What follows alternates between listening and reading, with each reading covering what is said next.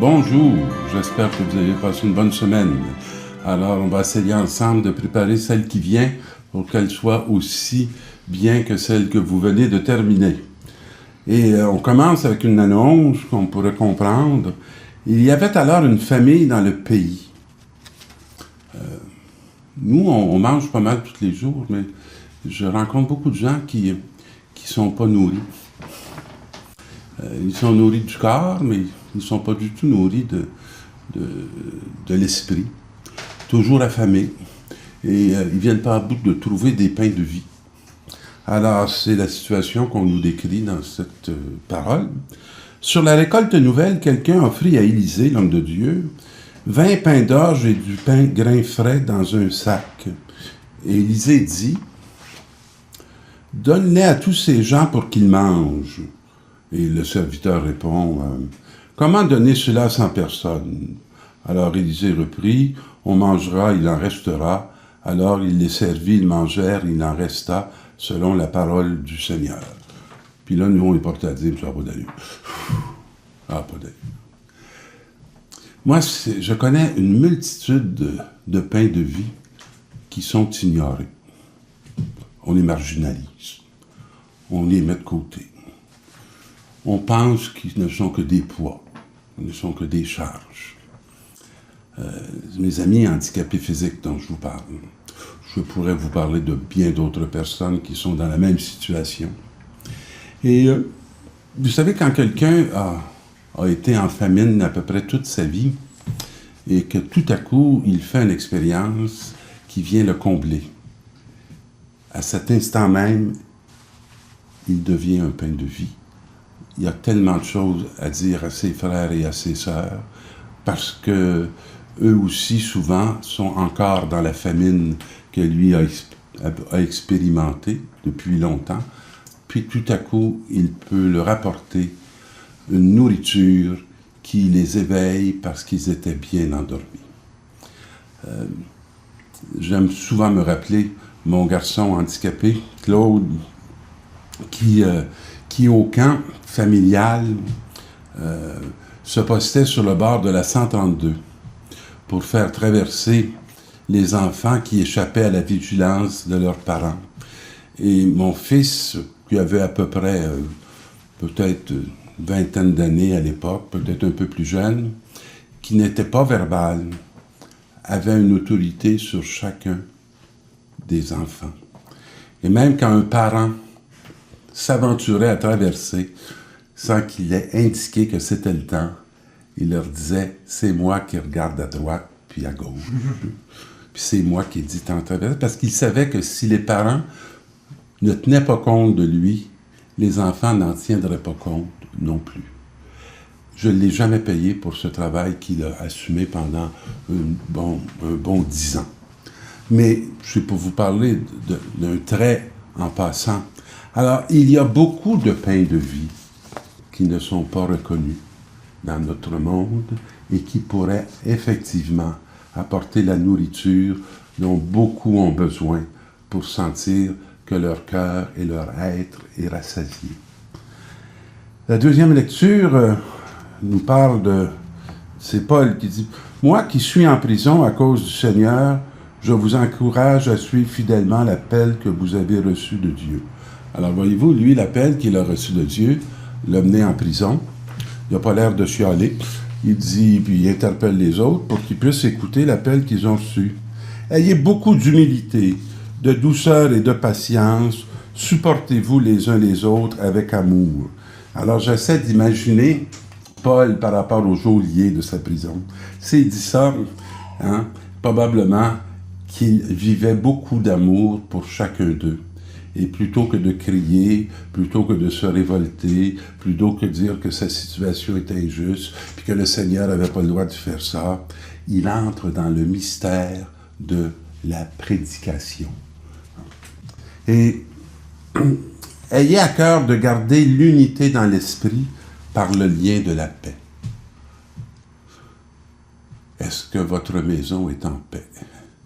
Êtes-vous en paix dans votre maison avec chacun des frères et des sœurs, ou des époux, ou des épouses qui y sont?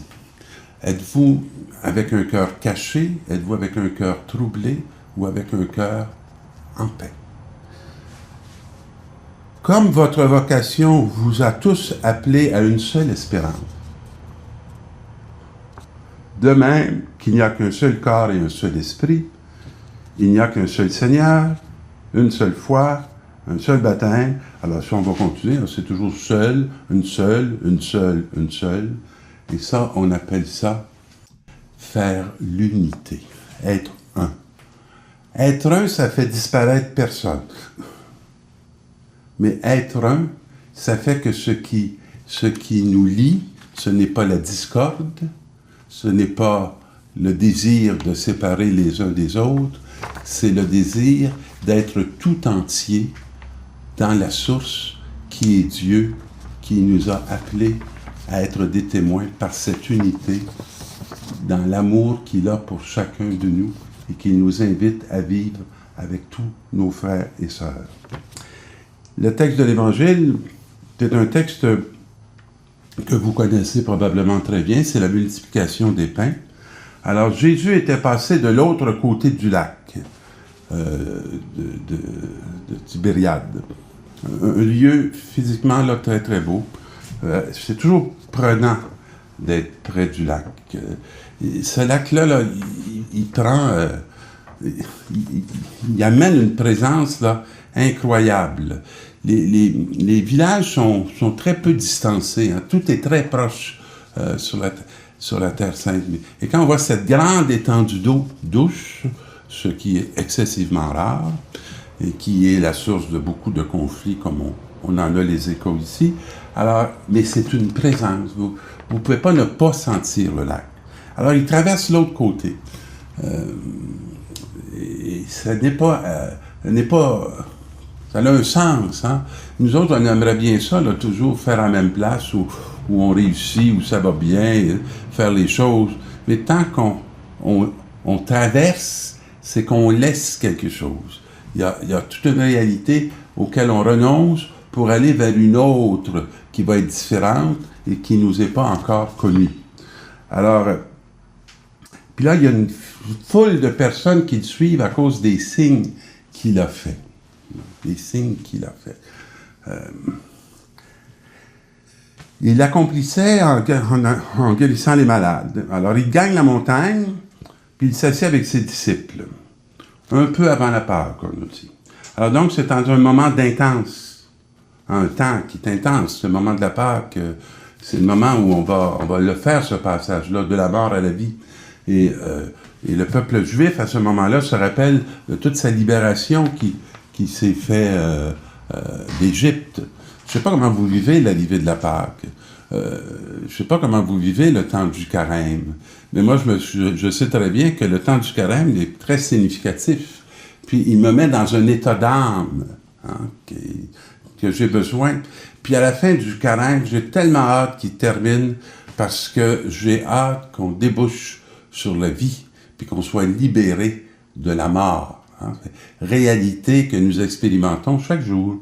Alors, Jésus gagne la montagne, il est avec ses disciples, et puis là, il y a toute une foule qui les ont suivis. Il lève les yeux, puis il voit la foule. Moi, des fois, je lève les yeux, puis je vois 8 personnes qui sont à la messe.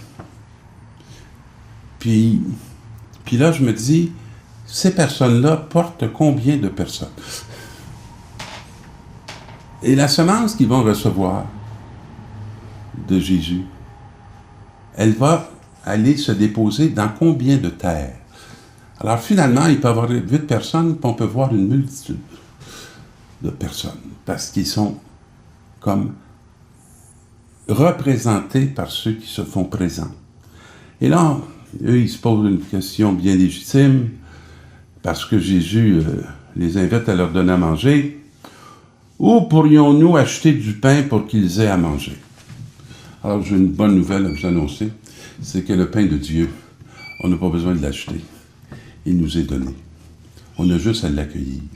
On a juste à le reconnaître. On a juste à l'appeler à se mettre debout, à s'exprimer. Alors, Donc, je vais là, puis il dit, ben, le salaire de 200 journées ne suffira pas pour que chacun ait un petit morceau de pain. Alors là, voyez-vous, là, on est pris on est comme enfermé dans une mathématique qui est tout à fait humaine. Alors, Jésus c'est-à-dire, il y a Simon-Pierre qui dit à Jésus, il y a un jeune garçon qui a 5 pains d'orge et 2 poissons, mais qu'est-ce que cela pour tant de monde? Ah ben là, j'ai le goût de vous parler de mon ami Mathéo. Alors, mon ami Mathéo, il est apparu à la messe dans la paroisse de mon pasteur où je suis vicaire, puis il y a à peu près 3 ans. Et il est avec ses parents. Puis la messe, ça, c'est un peu au-dessus de sa tête, hein, c'est bien sûr. Alors, pendant la messe, à un moment donné, je dis un petit mot. Je dis comment il s'appelle. Alors, il s'appelle Mathéo. Ah, c'est un très beau nom, ça. Puis, je continue la célébration. Puis, à la fin de l'Eucharistie, je dis Mathéo est tout proche. Je dis à Mathéo, sais-tu, ça veut dire quoi ton nom? Alors, ton nom, ça veut dire don de Dieu. Alors, à la fin de la messe, je l'appelle, puis sa mère vient avec parce qu'il a peur. Alors, je dis, Mathéo, don de Dieu. Tu sais quoi le don de Dieu? Comment Dieu nous fait des dons? Ben, je dis, il nous fait des dons par la bénédiction. La bénédiction, c'est un don de Dieu. Alors, j'ai dit, moi, là, je vais justement bénir. Alors, on va accomplir ton nom, tu vas bénir avec moi. Alors, j'ai pris le petit bras de Mathéo, puis j'ai béni l'assemblée, puis je les ai envoyés dans la paix. Puis, je vois souvent Mathéo à la messe. Puis, on établit toujours un petit contact. L'autre jour, c'était bien drôle, il est arrivé à la messe, c'était pas moi qui célébrais, fait qu'il a pleuré. Il n'était pas là. Mais ce que je m'aperçois, c'est que le lien que j'établis avec Mathéo devient pour l'Assemblée tout un sens de qui sont les enfants, comment on approche un enfant, comment on commence à semer dans le cœur d'un enfant qu'il est enfant de Dieu. Et ça devient un tout petit bonhomme qui fait que une nourriture est reconnue et perçue. Combien de prophètes que nous ne reconnaissons pas? Et tous les prophètes que nous ne reconnaissons pas sont susceptibles d'apporter le pain de vie. Pas parce qu'on va les payer, parce qu'on va les accueillir et qu'on va les reconnaître.